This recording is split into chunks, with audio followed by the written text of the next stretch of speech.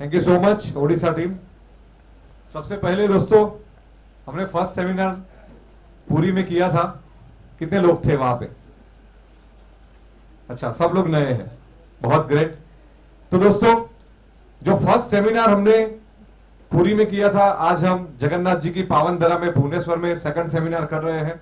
बीच में कोरोना का थोड़ा डिस्टर्बेंस आया, और दोस्तों डिस्टर्बेंस एक पार्ट ऑफ लाइफ है, उसको हमको फेस करके ही आगे बढ़ना है। एम आई राइट और रॉन्ग? आप लोगों की आवाज नहीं आ रही है, कुछ खाया नहीं है क्या सुबह में? सुबह से मैं नोटिस कर रहा हूं कि जो बोलते हैं कि आवाज निकल नहीं रही है। तो एक बार भगवान जगन्नाथ जी की पवित्र धरा पे है कि जहां पे पूरे वर्ल्ड से लोग यहां पे दर्शन करने के लिए आते हैं। आप लोग सही में बहुत ही नसीबदार हो कि यही धरा पे आपको भगवान ने जन्म दिया है। तो एक बार सब लोग मिलकर, मुझे कुछ अच्छा लगे वैसा, जो बोलते हैं ना कि जगन्नाथपुरी के मंदिर में जो भगवान जगन्नाथ बैठे हैं वहां तक हमारी जय जयकार जाए डॉक्टर साहब, ठीक है? वैसा एक जय जयकार लगाएंगे। मेरे साथ आप बोलेंगे जय जगन्नाथ। नहीं, आप लोगों से तो मेरी आवाज ज्यादा निकल रही है, ऐसे नहीं चलेगा। आपका तो माइक्रोफोन है ना, फिर भी आप लोग 300-400 लोग हो, मैं अकेला हूं। एक बार और हो जाए, ठीक है? जो जितना लंबा जयकारा लगाएगा उसको उतना ज्यादा आशीर्वाद जगन्नाथ जी का मिलेगा, ठीक है? और फिलहाल के ऊपर तो जगन्नाथ जी का आशीर्वाद कैसा है, मैं कल ही हमारे लीडरों के साथ जब हम महापात्रा जी के सानिध्य में जगन्नाथ जी के दर्शन कर रहे थे, तो हम कितने लकी है, वो साथ में जो कुछ टॉप लीडर थे उनको पता है कि कल क्या क्या घटनाएं हुई है, ठीक है? तो जगन्नाथ जी के 4 हाथ हमारे ऊपर है, तो जो जितना ज्यादा जयकारा लगाएगा उतना ज्यादा पे आउट उसका बनेगा, उतना ज्यादा उसका टीम डेवलपमेंट होगा, उतना ज्यादा आशीर्वाद उसको मिलेगा। सो आर यू रेडी? एक बार फिर से लगाते हैं जय जयकारा, ठीक है? पूरी जगन्नाथ मंदिर तक पहुंचना चाहिए, पूरी ताकत लगा दो, ठीक है? जय जगन्नाथ।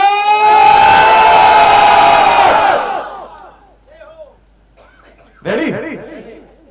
अभी सब लोग एकदम फ्रेश हो गए हैं, और सभी के दोस्तों देखो, एक छोटी सी बात करूंगा पहले। सिर्फ मैंने आके क्या किया, 1 मिनट भगवान का नाम लिया। भगवान का नाम लेते ही आप लोगों के चेहरे पे कैसी मुस्कुराहट आ गई? आई कि नहीं आई? तो दोस्तों, कहीं ना कहीं कोई ऐसी एनर्जी, कोई ऐसी शक्ति होती है कि जो हमको जिंदगी में आगे जाने के लिए प्रेरित करती है।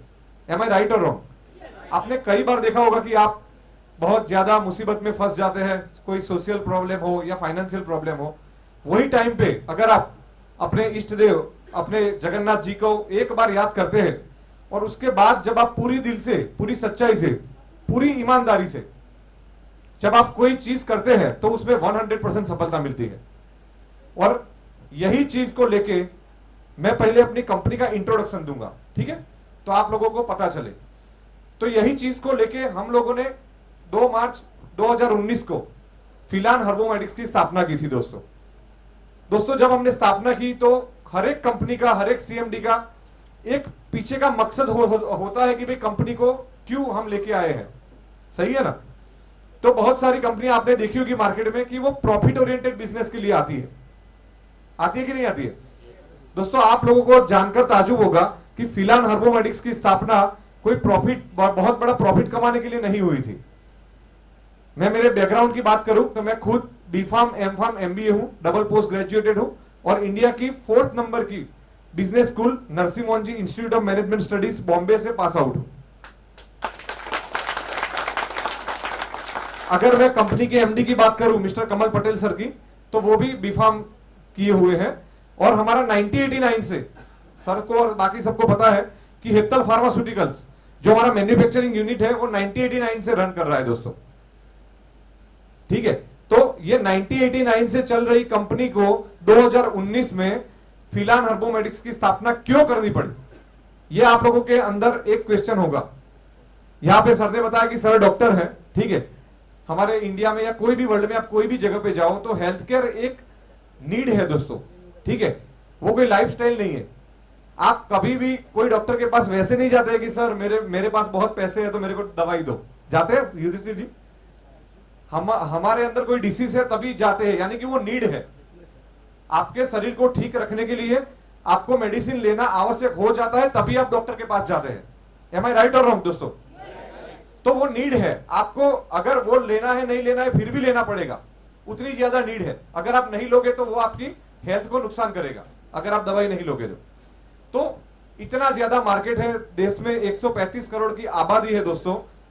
मैं एक बात बोलूंगा, आप सोचना कि आपके आजू बाजू में, रिलेटिव्स में या कहीं पे भी अगर कोई दवा के बिजनेस के साथ अगर वो एसोसिएट है, यानी कि मान लो कि उसकी छोटी सी मेडिकल की दुकान भी है या वो डॉक्टर भी है, कभी भी आपने वो बंदे को फाइनेंशियल क्राइसिस में देखा है? कभी भी देखा है आपने? क्यों? क्योंकि वो एक नीश मार्केट है दोस्तों, वहां पे हर कोई वो बिजनेस नहीं कर सकता है। एम आई राइट और रॉन्ग? क्योंकि हमारे देश की सिस्टम की प्रणाली वैसी है कि वहां पे हर कोई बिजनेस नहीं कर सकता है, क्योंकि हर कोई डिग्री लेके ही वहां पे अपना काम करके चला जाता है। दोस्तों हमने 2 मार्च 2019 को वैसा सोचा कि घर घर डॉक्टर बनाएंगे और डिग्री बिना के डॉक्टर बनाएंगे। ठीक है, जो लोग डिग्री वाले डॉक्टर है वो तो कमाएंगे दोस्तों, लेकिन जो लोग डिग्री बिना वाले हैं, जिनको हेल्थ केयर में इंटरेस्ट है लेकिन डिग्री ना होने के कारण वो किसी को दवाई नहीं दे सकते हैं, वो लोगों को एजुकेट करना, वो लोगों को ट्रेनिंग करना, वो लोगों के घर के सपने पूरे करना, वो बीड़ा हमने दोस्तों 2 मार्च 2019 को उठाया था। दोस्तों ये सब मैं आपको क्यों बोल रहा हूं, क्योंकि आप में से बहुत सारे लोग फिलहाल में ज्वाइन हो गए, बहुत सारे लोग जस्ट ज्वाइन हुए होंगे, बहुत सारे लोग ऑलरेडी ज्वाइन है। तो वो लोगों के माइंड में एक चीज क्लियर होनी चाहिए कि भाई कंपनी का विजन क्या है। ठीक है, कंपनी क्यों आई थी? सबसे पहला क्वेश्चन वो होना चाहिए कि भाई कंपनी फिलहाल हार्मोमेडिक्स की स्थापना क्यों हुई थी? एम आई राइट और रॉन्ग? अगर हमको पता ही नहीं है कि हमारे माँ बाप कौन थे, तो हमको पता कैसे चलेगा कि भाई हमारे अंदर संस्कार कौन से आएंगे? सही है ना? जो कंपनी की सोच होती है, हमारे साथ बहुत ही बड़े वेलनेस कोच भी जुड़े हुए हैं, ठीक है डॉक्टर साहब, उनको पता होगा कि जो कंपनी का विजन होता है वो कहीं ना कहीं अपने डिस्ट्रीब्यूटरों के अंदर रेप्लिकेट होता है। और जब मैं आज अनुराधा मैडम को देखता हूं, अपने युधिष्ठिर दलाई सर को देखता हूं, राकेश जी को देखता हूं, तपन जी को देखता हूं, तो वो चीज कहीं ना कहीं हमको सेटिस्फेक्शन देती है कि नहीं, जो हमने जो मकसद के लिए कंपनी की स्थापना की थी वो मकसद आज कहीं ना कहीं पूरा हो रहा है दोस्तों। तो उनके लिए एक बार जोरदार ताली हो जाए। दोस्तों जब हमने 2 मार्च 2019 को जब कंपनी की स्थापना की, तब ओनली 21 प्रोडक्ट्स हमारे पास थे। एम आई राइट और रॉन्ग सर? और वो टाइम पे आपको जानकर ताजुब होगा कि 21 के 21 प्रोडक्ट हेल्थ केयर के थे। डाउन द टाइम जब लीडरों से मिले और लीडरों ने बताया कि सर सिर्फ हेल्थ केयर में बिजनेस करना थोड़ा मुश्किल हो जाएगा, तो हमको और भी कैटेगरी को डेवलप करना पड़ेगा। आपको बताते हुए बहुत गर्व हो रहा है दोस्तों कि with in 3 years of span, 3 साल के अंदर 21 प्रोडक्ट वाली कंपनी आज 250 प्लस प्रोडक्ट के साथ आज मार्केट में है। आयुर्वेदिक प्रोडक्ट के साथ स्टार्ट हुई कंपनी के साथ आज स्पाइसेस के प्रोडक्ट, एग्रीकल्चर के प्रोडक्ट, कॉस्मेटिक के प्रोडक्ट, ठीक है, बहुत सारे, यानी कि पूरी रेंज है हमारे पास। कोई भी चीज वैसी नहीं है होम केयर के प्रोडक्ट की जो हमने छोड़े नहीं है। और मैं आप लोगों को विश्वास दिलाता हूं, युधिष्ठिर जी ने थोड़ा बोला, उड़िया मेरा थोड़ा कमजोर है, लेकिन उनके वर्ड से पता चला कि भाई कंपनी कमिट कर रही है कि भाई 1000 प्लस प्रोडक्ट आएंगे। युधिष्ठिर जी आपका जो सोचना है वो सही दिशा में है, लेकिन सही नहीं है। कंपनी 1000 प्रोडक्ट तो सिर्फ हेल्थ केयर के लाने वाली है और बाकी के 1000 प्रोडक्ट और आएंगे, तो हम 2000 प्रोडक्ट लेके आने वाले हैं दोस्तों। क्योंकि दोस्तों हमने जब कंपनी की स्थापना की तभी से हमारा मकसद एक सेफ और एकदम नाजुक था कि भाई हमको एक ऐसा प्लेटफॉर्म इंडिया के हर एक सिटीजन को देना है कि जहां पे आकर दुनिया का कोई भी इंसान डिस्ट्रीब्यूटर बन सके, जहां कोई भी एजुकेशन क्वालिफिकेशन की जरूरत ना हो, जहां कोई भी नॉलेज ना हो तो भी चलेगा, ठीक है, वो सब देने के लिए हम लोग बैठे हैं। तो हमारा एक सेफ और एक टू द पॉइंट जिसे बोलते हैं वो मकसद क्लियर था कि हमको कुछ भी करके एक ऐसा प्लेटफॉर्म बनाना है कि जहां पे आकर इंडिया का कोई भी बंदा की जो मेहनत करके अपनी कमाई करना चाहता है, अपने सपने साकार करना चाहता है, वो लोगों के लिए एक बहुत ही मजबूत प्लेटफॉर्म बने। और फिलहाल हार्मोमेडिक्स दुनिया में वर्ल्ड की नंबर 1 डायरेक्ट सेलिंग कंपनी बने। दोस्तों आप लोगों को पता होगा या नहीं पता होगा तो बता देता हूं, ये फिलहाल वर्ड्स का मतलब क्या है, किसी को पता है? ये फिलहाल नाम कहां से आया, कोई बता सकता है? नहीं पता है, चलो कोई दिक्कत नहीं। जो मैंने आपको बताया कि भाई 2 मार्च 2019 को जो हमारी मेंटालिटी थी कि भाई कंपनी कैसी होनी चाहिए, तो उसके मुताबिक हमने नाम का चयन किया।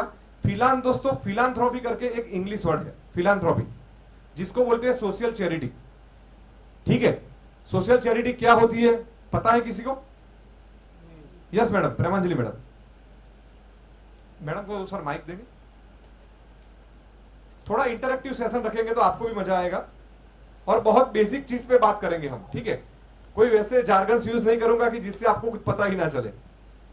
Yes madam. Okay, thank you sir. Social charity का मतलब ये है कि जो कुछ जितने सोशल वर्क है, हाँ। जो कि चैरिटी के माध्यम से लोग को देना चाहते हैं, जो दान करते हैं, वो चैरिटी है जो हेल्पिंग हैंड। हाँ। हेल्पिंग हैंड जितने ऑल वर्ल्ड में ये जो चैरिटी है, जो किसी किसी नाम से है। हाँ। तो फिलान का मतलब है कि सब चैरिटी है। बिल्कुल, वो तो चैरिटी का फिलान का दूसरों को हेल्प करने का हेल्प हैंड होता है चैरिटी, जो कि किसी भी माध्यम से, हाँ किसी भी माध्यम, किसी तरह के लोगों को जो हेल्प करते हैं वो चैरिटी बनाते हैं। जो पर्सनल बनाते हैं वो ग्रुप भी बनाते हैं, वो गवर्नमेंट का भी, गवर्नमेंट के तरफ से भी बनाते हैं। ऐसे ही तो इंडिया में बहुत चैरिटी है, टाटा भी बना है, बिल्कुल। ये तो बहुत सारे इंफोसिस भी बना है, हम लोग आप भी बना है। हाँ। आप जो बना है फिलान का वो तो चैरिटी है सर। हाँ। इसलिए तो आप फिलान नाम दिए है। ये तो social charity helping hand sir. Thank you very much madam, to the point. Madam का आंसर बिल्कुल सही है। मैं और आपको सिंप्लीफाई वैसे बताता हूं। फॉर एग्जाम्पल उमेश चंद्र दास जी मेरे फ्रेंड है, मित्र है। ठीक है, मैं आपको एग्जाम्पल के माध्यम से, उदाहरण के माध्यम से समझाता हूं। तो उमेश चंद्र दास जी मेरे मित्र है, मेरे को 500 रुपए की जरूरत पड़ी दोस्तों। तो मैं गया उमेश चंद्र दास जी के पास, मैंने बोला उमेश जी आप मेरे मित्र हैं, मेरे को 500 रुपया दो, मैं आपको 1 वीक के बाद लौटा दूंगा। ठीक है, तो उन्होंने पहली बार तो अच्छी मित्रता थी, तो उन्होंने मेरे को 500 रुपया दे दिया। ठीक है, फिर 1 वीक के बाद अनुराधा मैडम में उनका बकाया कोई कारण से नहीं लाइक चुका पाया। ठीक है, तो उसके बाद मैं क्या करूंगा कि उनसे मैं मेरा मुंह छुपाऊंगा। ठीक है, 10 दिन के बाद मेरे पास 500 रुपया आया, तो वो 500 रुपया मैंने उमेश चंद्र दास जी को दे दिया, उन्होंने ले लिया, प्रसन्ना जी। ठीक है, अभी 2 दिन के बाद मेरे को फिर से उनसे समझो कि मेरे को 1000 रुपए की जरूरत पड़ी, मैं वहां पे लेने के लिए जाऊंगा, तो मैडम वो देंगे मेरे को? बनावासी मैडम देंगे? वो क्यों नहीं देंगे? क्योंकि जो मैंने उनको वादा किया था वो टाइम पे मैंने उनको पेमेंट नहीं दिया। सही है ना? तो सीधा तो फ्रेंड है, तो कभी सीधा तो बोलेंगे नहीं कि सर ये है वो है, आपने पेमेंट नहीं दिया था तो मैं नहीं दूंगा। ये सबके पास हुआ होगा, ये सब हुआ है ना आपके पास। तो वो क्या करेंगे, वो मेरे को एक ही चीज बोलेंगे, सर लास्ट टाइम तो मेरे पास थे तो मैंने आपको दिए थे, लेकिन ये टाइम मेरे पास नहीं है। ठीक है, तो दोस्तों ये जो हुआ वो हमारा एक व्यवहार है, और ये जब पैसे का व्यवहार जब हम किसी के साथ करते हैं तो आज नहीं तो कल रिलेशन स्पॉइल होते हैं। यहाँ पे फिलहाल ने हमने क्या सोचा, टॉप मैनेजमेंट ने, कि भाई ये लाइक लोगों को उतना मजबूत बना दो आप नॉलेज से, एजुकेशन से, कि वो लोगों को कभी भी किसी दूसरे के सामने हाथ ही फैलाना ना पड़े। एम आई राइट और रॉन्ग? तो चैरिटी का भी 2 टाइप होता है, जैसे मैडम ने बताया कि अगर मेरे पास बहुत सारा पैसा है और मैं कुछ पैसों की चैरिटी कर दूं कि ये राकेश जी को 10,000 दे दिया, इनको 10,000 दे दिया, 10,000 उनको दे दिया, तो नॉर्मल टाइप की चैरिटी हुई। सोशल चैरिटी का मतलब क्या होता है कि आप, मेरे पास बहुत सारा पैसा है और उसमें से कुछ पैसों का मैं वैसा यूज करूं कि जिसके कारण वो लोगों की जिंदगी बना सकूं, कि वो पैसा बारी बारी से वो पैसा कमा सके।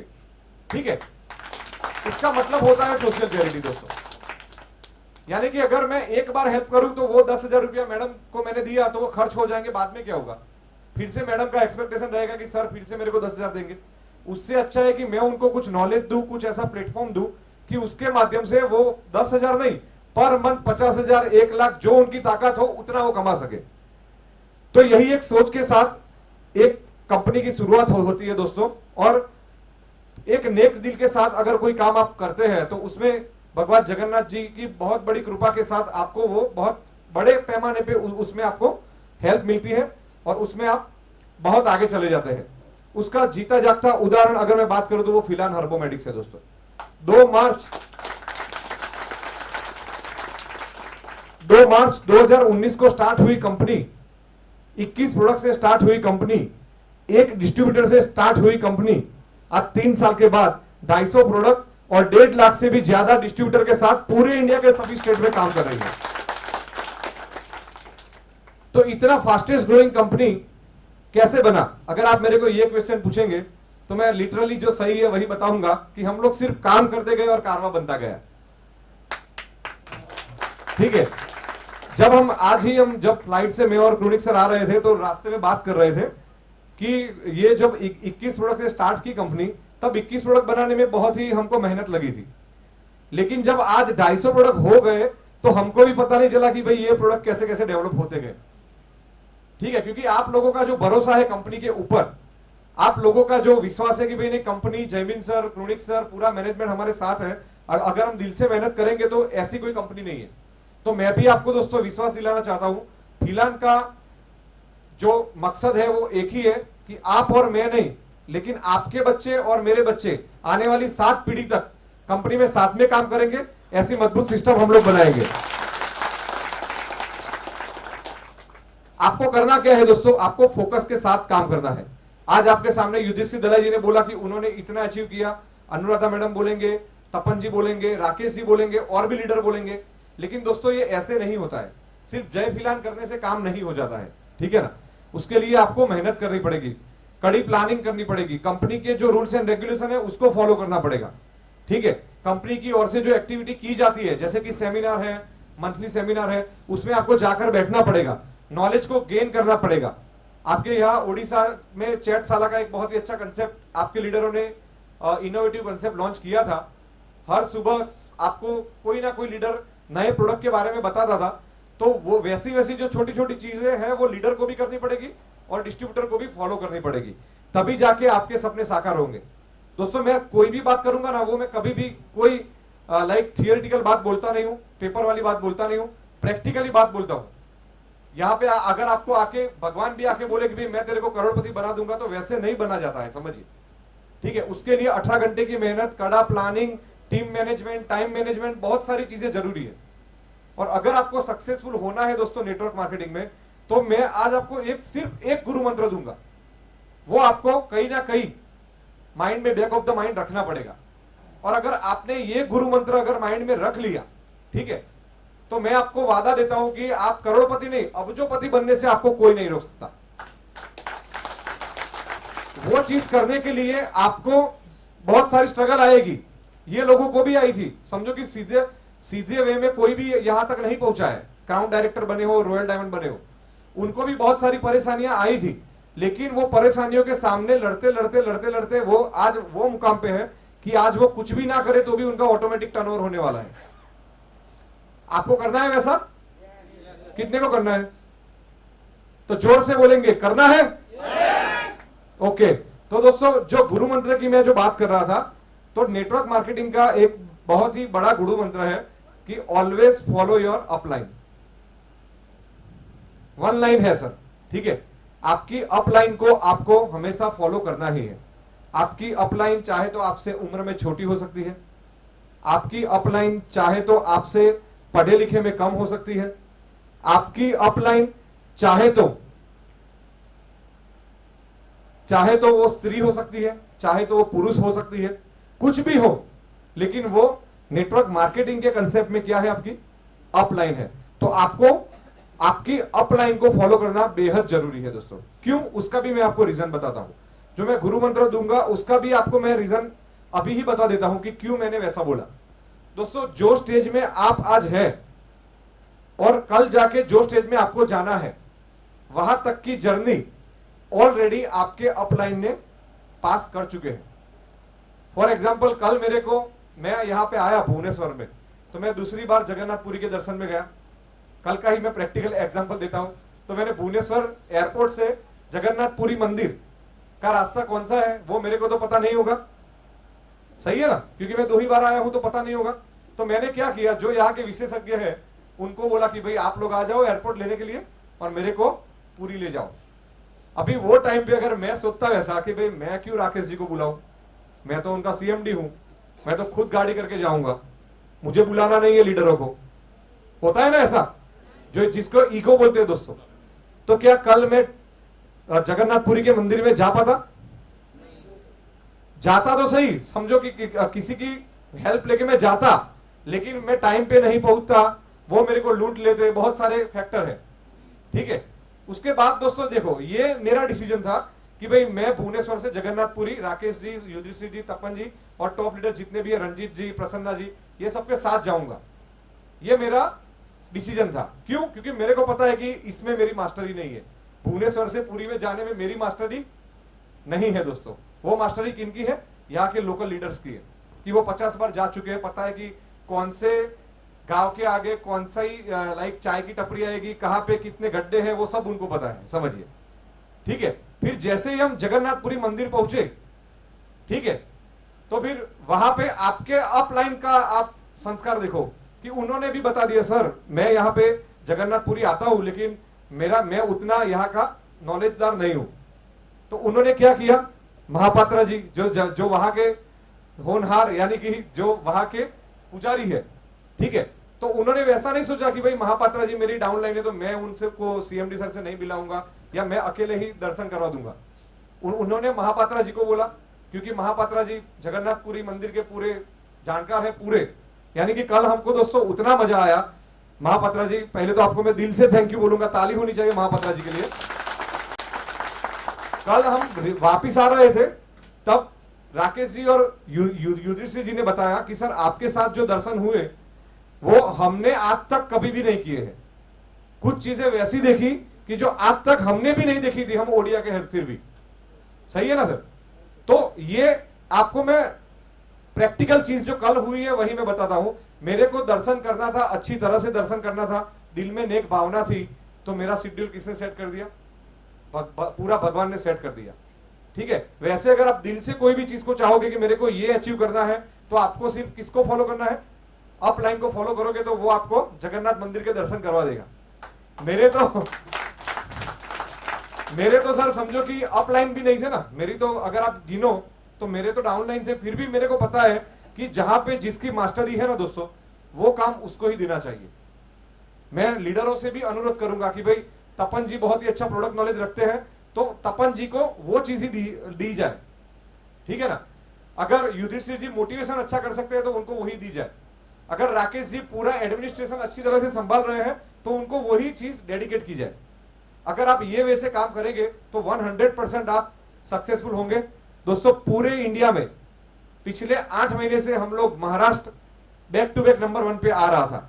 मैं हर मंथ राकेश जी को और बाकी लीडरों को बोलता था कि भाई ओडिशा कब नंबर 1 आएगा। ठीक है, तो राकेश जी बोले सर मेहनत कर रहे हैं लेकिन नहीं आ रहा है। तो एक टाइम पे तो मैडम मैं भी फ्रस्ट्रेट हो चुका था कि यार ओडिशा में इतने अच्छे लीडर है, इतना नॉलेज है, सिस्टम से काम हो रहा है, फिर भी नंबर 1 पे क्यों नहीं आ रहा है। ठीक है, मैंने भी 3-4 बार लाइक क्रोनिक सर को भी बोला कि इतना करने के बाद भी क्यों चीजें नहीं हो रही है। फिर जाके दोस्तों जो भगवान जगन्नाथ जी के आशीर्वाद मिले, कौन से डेट पे मिले?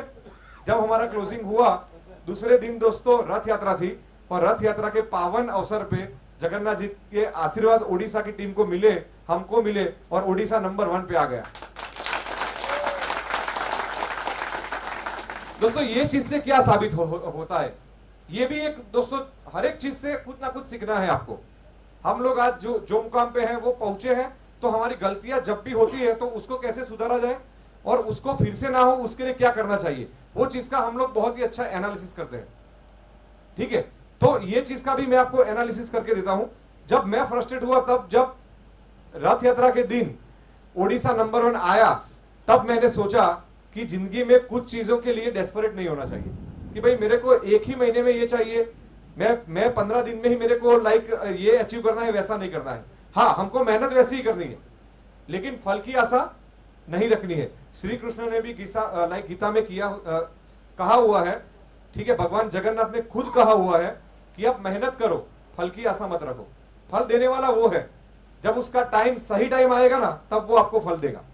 ठीक है, तो वो दिन राकेश जी रात के 12:30 बजे मेरे को एक विचार आया कि कोई भी चीज के लिए मैं कभी भी अभी डेस्परेट नहीं होऊंगा, मैं मेरा काम करता जाऊंगा, फल जब उसकी इच्छा होगी तब वो मेरे को ऑटोमेटिक मोड में दे ही देगा। तो आपकी दोस्तों नेटवर्क की जो जर्नी है उसमें बहुत सारी जगह पे फ्रस्ट्रेशन आएगा, बहुत सारी जगह पे ईगो क्लेसिस आएगा।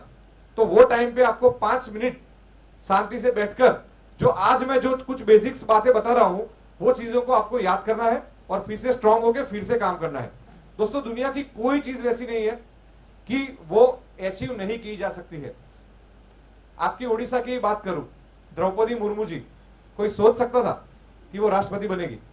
किसी ने सोचा था दोस्तों? मैं अपने गुजरात की बात करूं, नरेंद्र मोदी जी, चाय बेचने वाले, ठीक है, किसी ने सोचा था वो पीएम बनेगा? 135 करोड़ की आबादी का वो नेतृत्व करेगा? लेकिन वो दोनों में कॉमन क्या था दोस्तों, कि कभी भी फल की इच्छा उन्होंने नहीं रखी। वन वे में जो लोगों के लिए अच्छा था वो किया गया। आपके नवीन पटनायक जी की बात करूं मैं, कितने साल से है, बहुत सारी मोदी लहरें आई, कभी भी कोई दोस्तों उनको हिला सका? क्यों? क्योंकि वो बंदे के अंदर सादगी है, वो बंदे का फोकस फिक्स है कि मेरे को ओडिशा के लिए ही कुछ करना है, ठीक है। तो ऐसे ऐसे बहुत सारे एग्जांपल है। मैं अगर इंटरनेशनल एग्जांपल की बात करूं, अब्राहम लिंकन, दोस्तों ऐसा बोला जाता है कि वर्ल्ड के सभी देश के सभी प्राइम मिनिस्टर आज तक जितने भी हुए, उसमें से अगर कोई बेहतरीन प्राइम मिनिस्टर अगर कोई हुआ है, प्रेसिडेंट हुआ है, तो वो है अब्राहम लिंकन। ऐसा आज बोला जाता है, आज भी नेटवर्क मार्केटिंग के सेशन में सर उनको याद किया जाता है। क्यों? क्योंकि दोस्तों वो सफल बने वो सबको पता है, लेकिन उसके पीछे कितनी असफलता उनको मिली है उसके ऊपर एक किताब है, एक वीडियो है, चाहे तो मैं शेयर कर दूंगा आपको, जरा देखिए कि आपको भी वैसा हो जाएगा सुनते सुनते कि भाई इतनी असफलता का ये बंदा कैसे सामना कर रहा है। बहुत बार इलेक्शन हारे, अपनी पत्नी खुद उनको छोड़ के चली गई, ये सब स्ट्रगल होने के बाद भी जब बंदा प्रेसिडेंट बना तो आज भी लोग उसको, सालों हो गए अब लाइक अब्राहम लिंकन को गए हुए, लेकिन आज भी पूरा वर्ल्ड उनको आज एक मिसाल के तौर पे देखते हैं कि भाई असफलता से कैसे सफलता पाई जाती है। दोस्तों जिनके पैर नहीं होते हैं वो भी हिमालय चढ़ते हैं, आपने देखा होगा, ठीक है।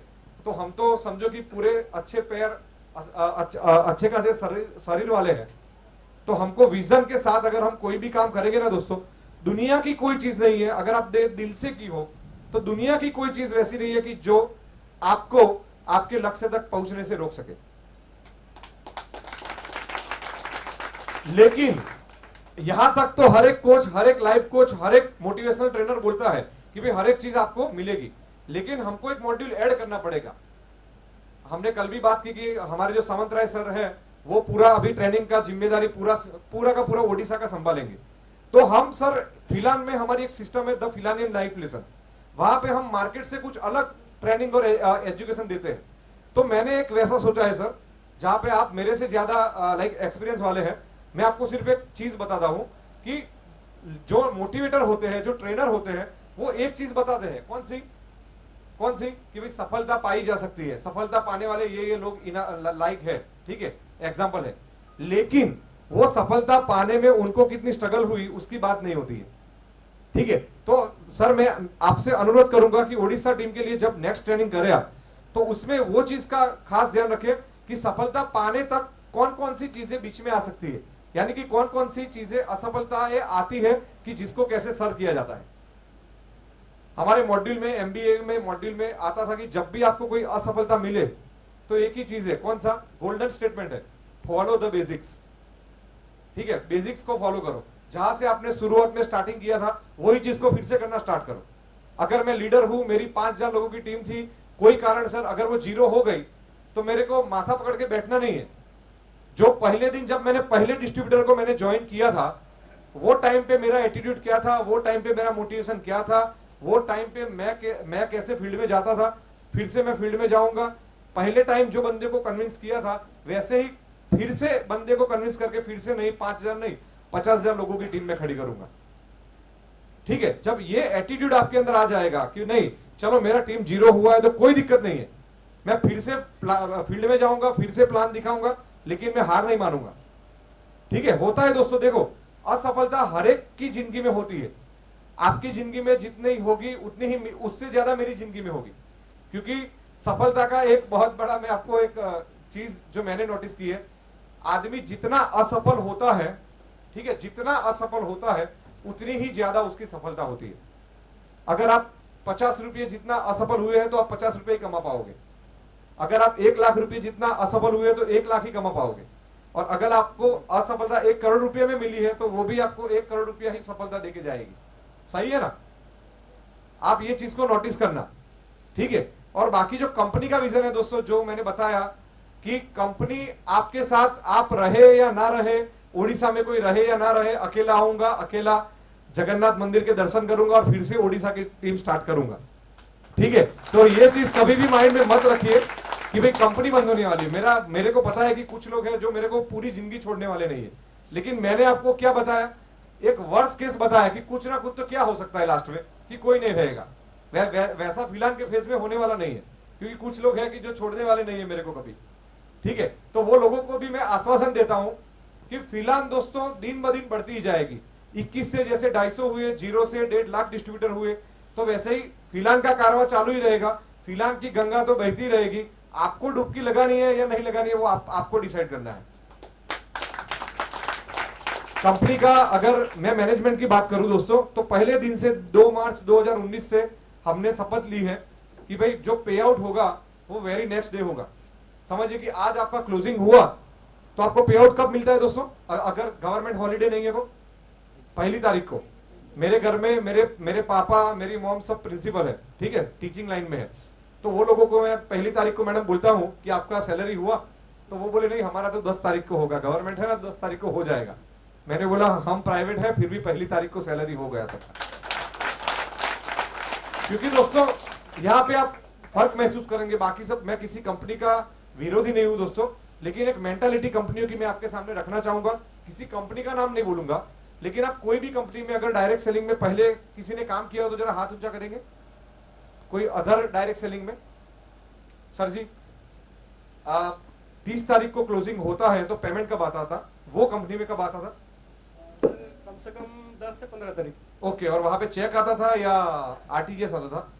अकाउंट में आता अकाउंट में आता था, यानी कि 10 तारीख तक जाता था। 15 तारीख तक जाता 15 तारीख तक जाता था। यस। अभी युधिष्ठिर जी मेरे को ये बताइए कि अगर आपका 30 तारीख को क्लोजिंग लगा है, ठीक है, आपको पता है कि भाई अनुराधा मैडम को 50,000 का पे आउट बना है, इनका 70 का बना है, आपका लाख का बना है, आपका 2 लाख का बना है, तो 15 दिन तक खींचने का मतलब क्या है, लॉजिक क्या है, मेरे को बताइए। आपको पता नहीं चलेगा क्योंकि आप बहुत बोले वाले लोग हो, समझिए।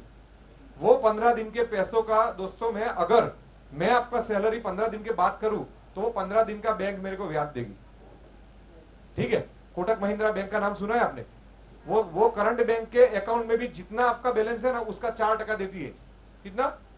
तो मैं सिर्फ आपका, अगर आप मुझे पूरा समझिए कि 1 लाख रुपए का पे आउट करना है, और अगर मैं 1 तारीख को ना करते हुए 15 तारीख को करूंगा, ठीक है, तो मेरे को कितना ब्याज मिलेगा पता है आपको? 2 लाख रुपया। सिर्फ आपका पे आउट पहली को ना करते हुए 15 को करे तो एक ही चीज करनी है कि भाई कंपनी का रूल है 15 तारीख को ही पे आउट होगा, इतना ही बोलना है, और उसमें आप लोगों को किसी को दिक्कत नहीं होगी, समझिए। फिर भी हम लोग क्यों 1 तारीख को करते हैं, उसके पीछे का रीजन पता है? हमको भी पता है कि हमको पूरा इंटरेस्ट मिलने वाला है, ठीक है, लेकिन हमको पता है कि 15 दिन घर चलाने के लिए आपको कितनी दिक्कत होती है, क्योंकि मैं भी एक छोटे से गांव से आया हुआ किसान का लड़का हूं, ठीक है। मुझे भी पता है कि भाई 1 तारीख को बच्चे को फीस देना, लाइट बिल भरना, ये सब अपने जितने भी काम है, समझो कि टेलीफोन का बिल होगा, ठीक है, जितना भी खर्चा है वो 1 से 10 तारीख में सबसे ज्यादा होता है, ठीक है। तो ये चीज जो प्रोफेशनल कंपनियां हैं उनको नहीं दिखती है, उनको अपना ही दिखता है कि भाई मेरे 2 लाख कहाँ जाएंगे, ठीक है। लेकिन हमारा दोस्तों आपसे वादा है कि जब तक आप लोग हैं, जब तक फिलहाल इस वर्ल्ड में है, पूरी जिंदगी रहने वाली, मैं नहीं होऊंगा तो मेरी बच्ची संभालेगी, मेरी बच्ची नहीं होगी उसकी बच्ची संभालेगी, ठीक है, लेकिन फिलहाल रहने वाली है। जब तक फिलहाल है, मैं मेरे बच्चों को भी बोल के जाऊंगा कि जब क्लोजिंग हो उसके दूसरे दिन अपने डिस्ट्रीब्यूटर, अपने परिवार का पेमेंट जाना और जाना ही चाहिए दोस्तों। दूसरी बात करूं, बहुत सारे लीडर्स मेरे को क्वेश्चन करते हैं कि सर अपने प्रोडक्ट का रिजल्ट जोरदार है, ठीक है, अगर मैं 30 कैप्सूल या 60 कैप्सूल जार की बात करूं, तो अगर वो मान लो कि 300 रुपए का प्रोडक्ट है अपना, तो वो मार्केट में दोस्तों 1,1200 रुपए में दूसरी कंपनियां बेच रही है, फिर भी हमारे जितना रिजल्ट नहीं है प्रोडक्ट का। एम आई राइट और रॉन्ग रणजीत जी? तो वो चीज है। तो बहुत सारे डिस्ट्रीब्यूटर पूछते हैं कि सर अपना रेट क्यों नीचे है, लोग मार्केट में बोल रहे हैं कि भाई आपका रेट कम है तो उसमें क्वालिटी कैसी होगी, ठीक है ना। तो मैं वो टाइम पे एक ही चीज बोलता हूँ, उनको बोल दो कि भाई 300 रुपये में तू खरीदना स्टार्ट कर, क्वालिटी मुझे बोलनी नहीं पड़ेगी, तू 3 दिन के बाद मुझे फोन करेगा कि ऐसा प्रोडक्ट मैंने देखा नहीं है। तो दोस्तों उसके पीछे भी एक कहानी है। दोस्तों पहले दिन से हम लोग वैसा सोच रहे हैं कि भाई हम डिस्ट्रीब्यूटर है, हम कंपनी है, लेकिन जो लेने वाला कस्टमर है ना, वो भी अपना कहीं ना कहीं इंडियन है, कहीं ना कहीं अपना ही भाई बहन है। तो कभी भी वो लोगों को तो हम 700 बोलेंगे तो 700 दे देंगे। जिसको सर दोस्तों दर्द है, जैसे पाइल्स है, तो पाइल्स के लिए आप 1000 रुपए का कॉम्बो बनाओगे तो भी ले लेंगे, 2000 का बनाओगे तो भी ले लेंगे, क्योंकि उसको तो वो डिसीज से बाहर आना है, ठीक है ना। तो वो चीज अगर आप 2000 बोलोगे, 2500 बोलोगे, तो भी पेशेंट तो बेचारा लेने ही वाला है, क्योंकि वो तो डिसीज से मारा हुआ है, ठीक है, रोग से मारा हुआ है। तो वहां पे वो भी अपना भाई, अगर हम उसका गलत पैसा लेंगे, अगर हम ज्यादा पैसा लेंगे उसका, तो आज नहीं तो कल हमको भी भगवान को आंसर देना पड़ेगा, सही है ना। तो हम वैसी प्राइस रखते हैं कि जो ट्रेडिशनल मार्केट से भी कम हो, ठीक है, और लोगों को ट्रेडिशनल मार्केट से भी कम रेट में और ट्रेडिशनल मार्केट की जो क्वालिटी है उससे भी अच्छी क्वालिटी में आप लोगों को मिले। तो इसीलिए हमारी प्रोडक्ट का जो प्राइसिंग दोस्तों रहता है, वो गरीब भी वो प्रोडक्ट को खरीद सकता है और अमीर भी वो प्रोडक्ट को खरीद सकता है। एम आई राइट और रॉन्ग दोस्तों? तो ये जो चीजें हैं, ये सब चीजों को ध्यान में रखते हुए फिलहाल ने, अगर आप प्रोडक्ट की बात करें, एक्सीलेंट क्वालिटी का प्रोडक्ट, ट्रेडिशनल रेट से भी कम दाम में है प्रोडक्ट, ठीक है। अगर प्राइसिंग की बात करें, प्राइसिंग ट्रेडिशनल मार्केट से भी कम है, ठीक है। प्रमोशन की बात करें तो दोस्तों फैक्ट बोलूंगा कि कंपनी ने अभी अपना प्रमोशन स्टार्ट ही नहीं किया है। मार्केटिंग कंपनी ने अपना स्टार्ट नहीं किया है दोस्तों। मैं आपको एज अ सीएमडी आपको ये बात बता रहा हूं। जो आप कुछ देख रहे हैं ना, छोटा मोटा जो भी अपना हो रहा है मार्केटिंग, वो तो एक शुरुआत है, वो तो 1% भी नहीं है। क्योंकि अभी हमारा एक, जब आपको एक छोटी सी, बहुत सारे लीडर बोलते हैं कि सर प्रमोशन स्टार्ट नहीं किया है, उसके पीछे का वजह क्या है, ठीक है। तो उसके पीछे का वजह वो है दोस्तों कि कल ही हमारी बात हो रही थी कि भाई कॉस्मेटिक रेंज में हमको बहुत बड़ा काम करना है, तो इसीलिए कंपनी कॉस्मेटिक का एक डेडिकेटेड यूनिट बना रही है, खुद का मैन्युफैक्चरिंग, कि जहां पे आपको फेशियल किट से लेके हर एक चीज आपको मिलेगी, ठीक है। तो ये जो हम लोग जो यूनिट बना रहे हैं, अगर आज की डेट में युधिष्ठिर जी में प्रमोशन स्टार्ट करूं ना, तो जितना हमारा प्रोडक्शन कैपेसिटी है ना, उससे 10 गुना ज्यादा और ऑर्डर आएंगे। और अगर वो ऑर्डर हमारे पास उतने ज्यादा आएंगे तो हम आपको सर्विस नहीं दे पाएंगे जो पुराने डिस्ट्रीब्यूटर है, ठीक है। तो हमको आज हमारी जितनी कैपेसिटी है उससे ज्यादा ऑलरेडी हमारा सेल है, ठीक है। तो इसीलिए हम लोग वैसा प्लानिंग कर रहे हैं कि भाई पहले कैपेसिटी को बढ़ाया जाए। अभी जो हमारी कैपेसिटी होगी, वो अभी जो राइट नाउ कैपेसिटी है उससे 10 गुना ज्यादा कैपेसिटी होने वाली है। और जैसे ही ये 10 गुना होगी, फिर हम लोग मार्केटिंग स्टार्ट करेंगे। क्योंकि हमारा एक और वादा है दोस्तों आपसे कि हम जितने भी प्रोडक्ट लाएंगे वो सभी प्रोडक्ट खुद के मैन्युफैक्चरिंग वाले ही होंगे। अगर आप मार्केट की बात करें तो मार्केट में 100 में से 99 कंपनियों के पास खुद के प्रोडक्ट नहीं है। वो कहीं ना कहीं हमारे जैसे मैन्युफैक्चरर से बना के लेके फिर आपको सेल कर दिए। इसीलिए भी कई बार प्रोडक्ट के प्राइस बहुत ज्यादा होते हैं दूसरी कंपनियों के, ठीक है। दूसरा चीज दोस्तों, प्रमोशन जो जब हम लोग स्टार्ट करेंगे ना दोस्तों, तो प्रमोशन का सिस्टम भी जो ऑर्डिनरी ट्रेडिशनली जो सिस्टम जो डायरेक्ट सेलिंग कंपनियां फॉलो कर रही है वो नहीं होगा। पूरा हमारा एक अलग से मॉड्यूल होगा, पूरा हमारा प्रैक्टिकली एक training and promotion system launch होगा, कि जहां पे हम लोग वो तरीके से मार्केटिंग करेंगे कि आज तक किसी भी डायरेक्ट सेलिंग कंपनी ने वो टाइप का मार्केटिंग किया ना हो, ठीक है। फॉर एग्जांपल मैं आपको बताता हूं, हम लोग बी फार्म एम फार्म में भी लाइक पढ़े हुए हैं, और हमारा एलोपैथिक में भी आगे जाके फोकस है। यानी कि जो आप पैरासीटामोल, एस्पिरिन, ये सब जो चीजें ले रहे हैं, वो भी कल जाके हम बहुत बड़ा यूनिट बनाने का प्लानिंग है हमारा। तो हम क्या करेंगे कि भाई ओडिशा जैसे सेंटर में, वहां पे हमारे खुद के ऐसे मेडिकल स्टोर होंगे कि जहां पे ड्रग लाइसेंस के बिना मिलता नहीं है, ठीक है। क्योंकि कुछ प्रोडक्ट वैसे होते हैं गवर्नमेंट के नॉर्म्स के मुताबिक आप विदाउट प्रिस्क्रिप्शन आप नहीं दे सकते। तो वहां पे मॉल टाइप एक पूरा हम लोग बनाएंगे, जहां पे हमारे ही मैन्युफैक्चर वाले प्रोडक्ट होंगे, एलोपैथिक वाले, और वहां पे हमारे ही डॉक्टर होंगे, ठीक है। डॉक्टर भी हमारे होंगे वहां पे। और वहां पे आपको बेनिफिट क्या मिलेगा वो मैं बताता हूं। अभी नेक्स्ट स्टेप पे आते हैं। वहां पे हमारा फिलहाल का कोई भी डिस्ट्रीब्यूटर किसी भी बंदे को अगर वहां पे पहुंचाता है या किसी भी पेशेंट को वहां पे लेके जाता है, तो उसको ट्रेडिशनल मार्केट से कम दाम में दवाइयां मिलेगी, फ्री ऑफ कॉस्ट में उसकी सारवार होगी, जो डॉक्टर का फीस कुछ नहीं रहेगा, और उसको जो कम कम दाम में हमने जो प्रोडक्ट दिया उसमें से भी कुछ कमीशन मेरे फिलहाल के डिस्ट्रीब्यूटर को देंगे रेफरल कमीशन के माध्यम से। हमारा आगे का एक और प्रोजेक्ट है जो शिक्षा के लाइन के अंदर है, एजुकेशन के अंदर है, क्योंकि मेरे फादर मदर ब्रदर क्रोनिक भाई के जो मम्मी है वो हम सब लोग एक टीचर फैमिली से है।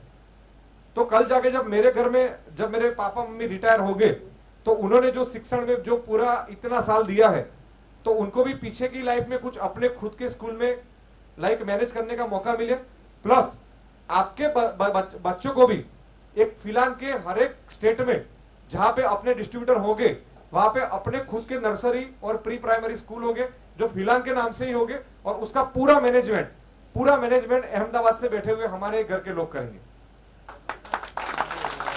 ठीक है, जो स्कूल होंगे दोस्तों वो भी ट्रेडिशनल स्कूल की तरह नहीं होंगे।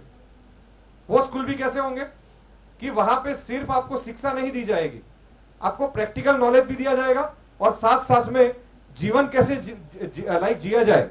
आपको पता है कि भाई सोशल प्रॉब्लम आज हमारे घर में हर घर में है। अगर आप अपने बच्चों को सही शिक्षा पहले से दो, संस्कार पहले से दो, तो वो प्रॉब्लम कई हद तक क्लियर हो सकते हैं। एम आई राइट और नॉट? तो वो पूरा मॉड्यूल वैसा होगा कि एक यूनिक टाइप की स्कूल होगी। फॉर एग्जाम्पल, अगर आपका बच्चा कोई और स्कूल में पढ़ रहा है, वो 7वीं कक्षा में है, ठीक है, और आप समझो कि जगन्नाथपुरी से भुवनेश्वर आ रहे हैं, रास्ते में आपकी गाड़ी में पंचर पड़ा, आपके पास 4 व्हील में एक एक्स्ट्रा व्हील है, लेकिन आपको कैसे लगाया जाए वो पता नहीं है। लेकिन अगर आपका बच्चा 7वीं कक्षा में है और वो फिलहाल की स्कूल में पढ़ा हुआ है 7वीं तक, तो वो आपकी गाड़ी का टायर खुद वो चेंज कर सके, उतना प्रैक्टिकल हम लोग बनाना चाहते हैं दोस्तों। ये मैंने आपको एक सिर्फ एग्जांपल दिया, ठीक है, कि ऐसा ऐसा हो सकता है। अभी इसमें फिलहाल के डिस्ट्रीब्यूटर को कमीशन कैसे मिलेगा?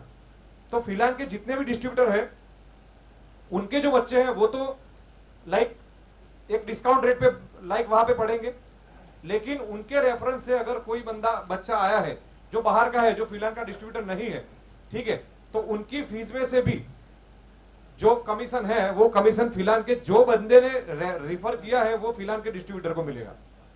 बोलो, आज तक कोई डायरेक्ट सेलिंग कंपनी आई है? आज तक किसी भी डायरेक्ट सेलिंग कंपनी ने एजुकेशन सिस्टम पे काम किया है? किसी भी डायरेक्ट सेलिंग कंपनी ने एलोपैथिक पे काम किया है? बस, तो हमारा दोस्तों सोचने का तरीका कुछ अलग है। कोई दूसरी कंपनी क्या कर रही है उससे हमारा कोई लेना देना नहीं है। हम ईच एंड एवरी बिजनेस में डायरेक्ट सेलिंग लाना चाहते हैं, क्योंकि डायरेक्ट सेलिंग दोस्तों उसका मतलब ही एक सिंपल है कि भाई मैन्युफैक्चरर से सीधा कस्टमर तक, बीच में सिर्फ एक ही रास्ता और वो है डिस्ट्रीब्यूटर। ठीक है, तो वो हर एक चीज में हम लोग कर सकते हैं। वैसा नहीं है कि सिर्फ प्रोडक्ट बेस में या हेल्थ केयर के प्रोडक्ट में, एग्रीकल्चर के प्रोडक्ट में कर सकते हैं। ऐसा हम हर एक, यानी कि हर एक जितना भी आप सोचोगे प्रोडक्ट में कि ये ट्रॉफी से लेकर हर एक चीज को कैसे उसको डायरेक्ट सेलिंग में कन्वर्ट किया जाए, वो चीज हम लोग करने वाले हैं। तो आप कंपनी का फ्यूचर, कंपनी का भविष्य, कंपनी का विजन आपको होप सो क्लियर हुआ होगा। क्लियर हुआ है दोस्तों? आपको प्रोडक्ट के बारे में, कंपनी के प्रोडक्ट के बारे में सब कुछ क्लियर हुआ? क्या हमारा मेंटालिटी है, कंपनी का विजन क्लियर हुआ? थोड़ा जोर से बोलो, मेरे को पता है आपके पेट में भी जलन हो रही है।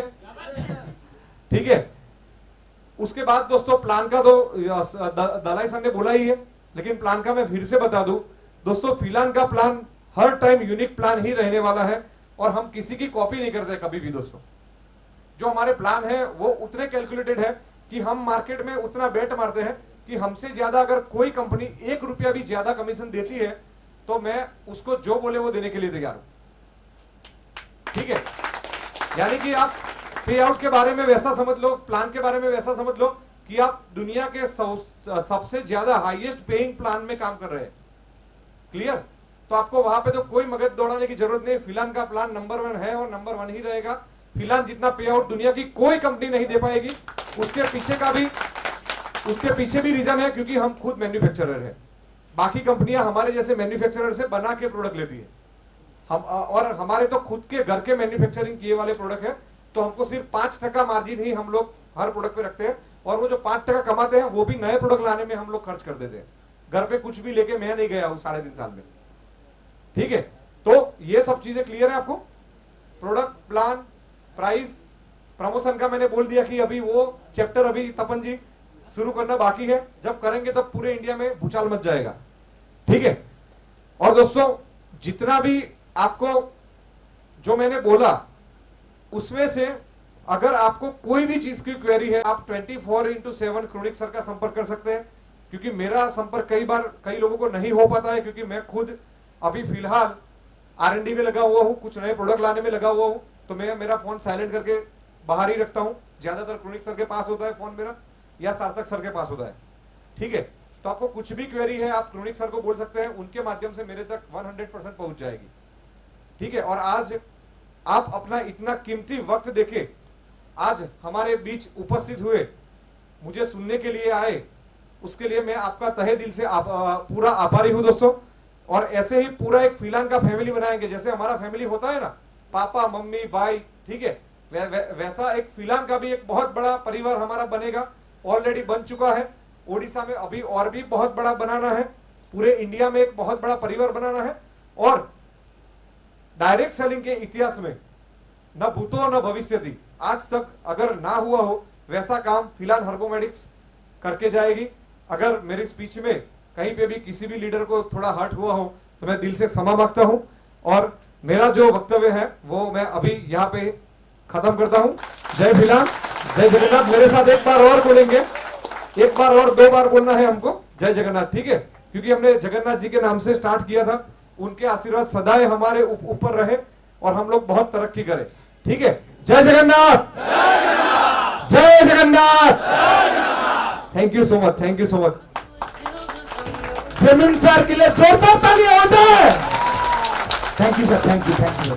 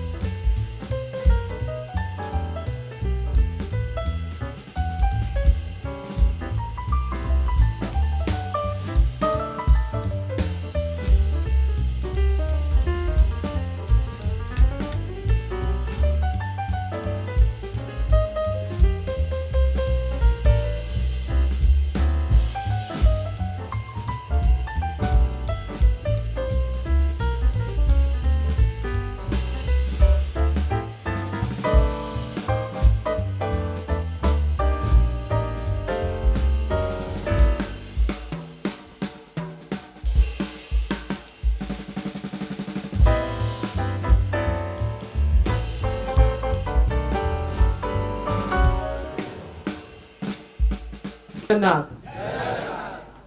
मेरे को मालूम है सबको भूख लगी है, लेकिन फिर से बोलेंगे जय जगन्नाथ। पहले तो सर सबका मैं आभारी हूँ कि इतना बड़ा हमारा ऐसा स्वागत किया, ऐसा हमें सम्मान दिया, उसके लिए आप सभी लोगों का मैं तहे दिल से आभार प्रकट करता हूँ। मैं थोड़ा मेरे बारे में एक परिचय देता हूँ, क्योंकि मैं जनरली टॉप मैनेजमेंट के साथ ही जुड़ा रहता हूँ, लेकिन आप लोगों तक कभी मैंने पहुँचा नहीं हूँ, क्योंकि जमीन सर तो जूम मीटिंग या ऐसे कुछ लाइक सेमिनार्स में और वो सब में वो आपको मिलते हैं, लेकिन मैं थोड़ा मेरा काम और मेरी टीम का काम क्या है वो मैं थोड़ा बताता हूँ आपको। मेरा नाम क्रोनिक पटेल है और मैं एज अ कंपनी फिलहाल परिवार में एज अ CEO का भूमिका निभा रहा हूँ। मेरा काम रहता है आप लोगों को सर्विस देना, आप लोगों का जो पे आउट है, प्रोडक्ट है, कोई भी है, उसका मैनेजमेंट करना। मेरा टीम जो है वो आप लोगों को 24 घंटे तक पूरा सर्विस देती है। अगर उनसे कोई प्रॉब्लम आता है या उनसे कोई प्रॉब्लम का सॉल्यूशन नहीं होता है, वो प्रॉब्लम मेरे पास आता है, तो मेरा काम ये है। बाकी सब जमीन सर ने तो पूरा आपको क्लियर किया, कंपनी का विजन मिशन सब बताया, और उसके लिए हम रात के 12 बजे तक रेडी है। सिर्फ एक बात मैं बोलना चाहता हूँ कि वर्क कैसे किया जाए वो तो जयमीन सर ने आपको सबको समझाया, पूरा किया। लेकिन एक मैं एक्चुअली कंप्यूटर इंजीनियर हूँ, तो मेरा एक ऐसा भी है कि जो वर्क हम हार्ड वर्क से तो कर ही सकते हैं, लेकिन स्मार्ट वर्क से भी कर सकते हैं। तो काफी सारे लीडर्स कर भी रहे हैं वो वर्क कि सोशल मीडिया का प्रमोशन। तो सोशल मीडिया का प्रमोशन से दोस्तों मैं वैसा बताऊं कि सोशल मीडिया एक ऐसी ताकत है कि जो आप घर बैठे भी कर सकते हो, एनी टाइम कर सकते हो। लाइक जो कंपनी से एक पोस्ट आता है हर डेली, प्रोडक्ट का फोटोज है, क्या कुछ भी इवेंट्स रहता है उसका अपडेट आप तक मिलता है, तो उसको सिर्फ शेयर करना रहता है व्हाट्सएप में, फेसबुक में या इंस्टाग्राम पे, उसको सिर्फ शेयर करना है। उसमें से सिर्फ आपके दोस्तों को भी वो दिखेगा। अगर उस दोस्त में से लाइक 2 दोस्त भी आपका वो शेयर करेगा और इंटरेस्टेड होगा, तो वो 2 दोस्त आपको लाखों कमा के दे सकते हैं। ठीक है, अगर ये सब चीज आपको नहीं भी आती है या कुछ सीखना भी चाहते हो तो आप एनी टाइम मेरी टीम का है, मेरा संपर्क कर सकते हो, पूरा आपको वो सिखाया जाएगा। ठीक है, बाकी तो सब बोल दिया, लेकिन मेरा एक एक्सपीरियंस है वो मैं आपको शेयर करना चाहता हूँ कि एक बार मैं घर पे था और सोचा कि भाई आज घर का खाना नहीं खाना है तो बाहर जाना है, तो मैं बाहर खाने रेस्टोरेंट में गया। रेस्टोरेंट में जाता हूँ, मैं एक ऑर्डर करता हूँ, मेन्यू भी देखकर ऑर्डर करता हूँ, फिर मैं वेट करता हूँ मेरा ऑर्डर आने तक। तो तकरीबन मैं तब तक मोबाइल और वो सब देखता रहता हूँ। फिर थोड़ी देर में मेरे बाद एक ग्रुप आता है खाना खाने के लिए और वो लोग भी ऑर्डर करते हैं। फिर मैं आधे घंटे तक बैठा रहता हूँ, मेरा ऑर्डर नहीं आता है, लेकिन उनका ऑर्डर पहले आ जाता है कि जो भी है वो आ जाए। तो मैं थोड़ा कैसा है कि मैंने वेटर को बुलाया और गुस्सा हुआ मैं थोड़ा। मैं बोला मैं आधे घंटे से बैठा हुआ हूँ, मेरा अभी तक ऑर्डर नहीं आया है, क्या कर रहे हो आप लोग? क्योंकि क्या है कि जैसे आप लोगों को अभी भूख लगा है और मेरे को भी भूख लगा था वैसा, तो थोड़ा मैं एग्रेसिव हुआ और बोला। तो वो वेटर ने मेरे को शांति से बताया कि सर सॉरी, आपका ऑर्डर जब तक नहीं आता है तब तक आप ये जूस लीजिए, आप जूस पियो। मैंने बोला लेकिन मेरा ऑर्डर क्यों नहीं आया? तो बोला कि सर आपका जो ऑर्डर है ना वो हमारा जो मास्टर शेफ बना रहा है, लाइक जो उस्ताद बोलते हैं ना होटल में, उस्ताद बना रहा है, और इन लोगों का जो ऑर्डर था वो ट्रेनी शेफ ने बनाया है, सिखाऊ शेफ ने बनाया है जो है वो। तो इसके लिए उसका ज्यादा लाइक जल्दी आ गया और आपका एक मास्टर शेफ बना है। फिर थोड़ी देर बाद लाइक वो लोग भी मेरे सामने, पहले तो वो बाजू वाले ग्रुप मेरे सामने हंस रहे थे पूरा कि ये मैं कब हमको पहले मिल गया वैसा करके। लेकिन फिर जब मेरा ऑर्डर आया तब 5 वेटर लेकर आए वो ऑर्डर, एक ताली और वो सब बजाते बजाते, घंटी और वो सब बजाते बजाते लेकर आए। तो वो लोग भी देख रहे थे और वो बोले कि हमको ऐसा सर्विस क्यों नहीं मिला और सर को ऐसा सर्विस मिला है, ऐसा क्यों? तब मुझे पता चला कि जो उसका मास्टर शेफ और होटल का मैनेजमेंट था वो मेरा दोस्त था, तो उसने मेरे को वो लाया। ये बात बताने का मतलब वही था सिर्फ कि किसी भी काम में धीरज रखना चाहिए। ऊपर वाला हमारा मास्टर शेफ बैठा है, वो देख रहा है, आपको कुछ अच्छा देना चाहता है, ठीक है, और लोग हंसेंगे उसको इग्नोर करना है। ठीक है, आप आज काम कर रहे हो, काफी सारे लोग आप पर हंसेंगे, सब कुछ करेंगे, लेकिन ऊपर वाला देख रहा है, एक दिन वो आपको फल देगा और वो घंटी बजाते बजाते लेकर आएगा। ठीक है, सिर्फ धीरज रखना है और सिर्फ जुड़े रहना है। ठीक है, थैंक यू सर।